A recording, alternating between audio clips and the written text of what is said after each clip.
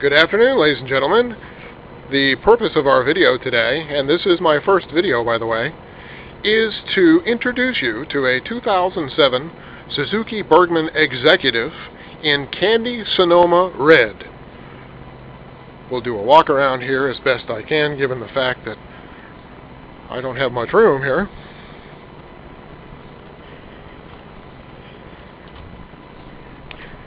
This Suzuki scooter has actually been out now for, I think, about 5 years. And again, this is the 07 model. The 08s are just now hitting the dealership floors. But I opted for the 2007 strictly because I love this red. Okay. I want to point out the windshield. This is a aftermarket. This is a Clearview XL. I had it slightly tinted, and I had a vent installed in the center, as you can see. I'll show you how that operates. You can adjust the amount of airflow that comes through the vent, or completely close it off, or whatever suits you. The reason I changed this is I found the stock shield to be about 1.5 inches too short, and it would cause some helmet buffeting at my forehead level, and this cured it altogether. But anyway, back to the Burgman. We're running on 14-inch tires, dual front discs. This bike does have ABS, and when you force it into a panic stop, you feel the pulses in the hand grips just as you would in a ABS-equipped vehicle coming to the pedal. Single disc in the rear. Again, 14-inch in the back as well. These are Dunlop tires. As far as I can tell now, I've got almost 900 miles on the bike. They seem to be excellent. Okay. I think the best thing to do would be to go over the controls. Let's turn on our key. We have, here, let me get on the bike. This might be a little easier. Now we'll do it from here. In any case, where this would be a clutch on your normal bike, in this case, it is the front brake. It's a wonderful thing. This little yellow lever here is a pass button, which actually flashes your headlights. And of course we can't see that because it's daytime. But anyway, it's designed for passing cars on autobahns and things like that, which we don't have here. Blue button retracts the mirrors. They fold in for tight parking. It works really good in the garage. The thumb lever here is low beam, high beam. We have a power button. The power button, this being an automatic bike, actually drops it down a gear or two. So if you find yourself in a situation where you need it right now, punch that button, the transmission will manually drop, and off you go. The yellow button here switches between automatic shift mode and manual shift mode. Manual shift mode is controlled by these up and down orange buttons. The problem is that, you cannot shift this bike manually anywhere near as good as the computer can shift it itself. So I just leave it alone. Turn signal switch here. Unfortunately, they are not self-canceling. You have to remember to turn them off. But unfortunately, a lot of bikes are like that. Horn button on the bottom. Okay, that being done, we'll walk to the other side. That was my truck that you saw. Okay, this side, minimal controls. This is basically engine kill. Hazards, four-way flashers. This actually adjusts the windshield up and down. And that's a feature that is exclusive to the executive model. I get about 3.5 inches of travel on this windshield. So I actually run it pretty close to the middle. And on those nights when bugs are bad or it's raining, you can run it all the way up and then look through the shield. Left here is your starter switch. And here we go. We're back to the key. Let me get back to the left side of the bike. Okay, let's talk about the key. Suzuki made an interesting innovation.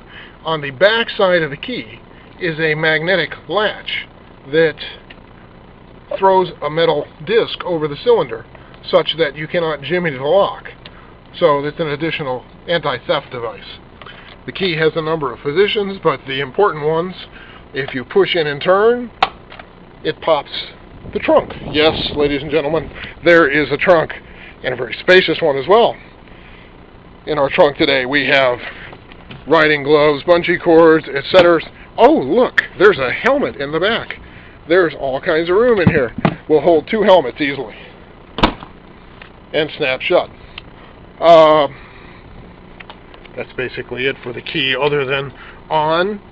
And with this bike, you must hold one of the brake levers in to get it to start. And there we go. We have a Burgman purring. Let's see, gas bill is on the back. It's got a locking cap as well, with, of course, the very same key. So let's turn this off. In the front we have a glove box. This is where I keep my sunglasses. The other side, in this case, I think is empty. It is. Keys, whatever. It has a locking glove box down below with a power adapter, and I keep my cell phone in here when I'm on the road, and it just keeps it charged up. Center stand, side stand. It has a unique feature that when the side stand is down, the bike will not start. I think they see that as a safety feature. I thought it would have been smarter to make it such that the transmission wouldn't engage when the side stand was down, but okay. Anyway, this is fully automatic, 6 gears including overdrive. It, as I said earlier, is so smooth you can't even feel it shift. It is, the power is transferred to the rear wheel through a gear system. On the smaller Burgmans, it's a belt drive, but this one uses gears.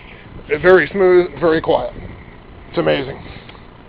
We've got coilover shocks in the back, standard tubes in the front, somewhere under the Tupperware here. And this is water cooled, so there's a radiator back in there, and I have never seen the dash go over 3 bars.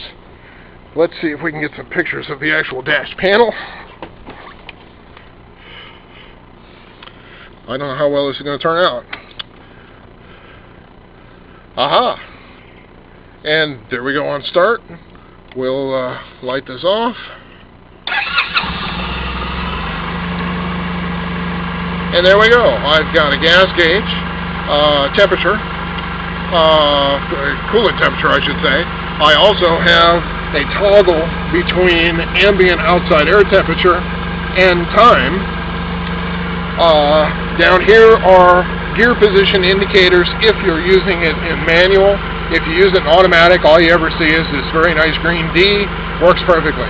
We've got a digital speedometer, digital tach, 2 trip meters along with the odometer. There's a plethora of idiot lights over here that warn you from everything from low oil, high coolant temperature. Currently the ABS light is on, and that happens anytime you start the bike until you go about 5 miles an hour. These buttons here are for resetting the trip meters and odometers. And, gee folks, that about covers it, right?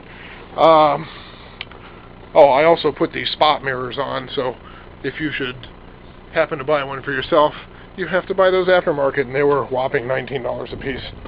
So anyway, there we are, folks. Burgman 650 Executive in Candy Sonoma Red. I affectionately have named her Scooty, and she is my daily driver to work when it's not raining. But thank you anyway for putting up with this video. I hope it was informative to some degree, and y'all have a nice day. Bye.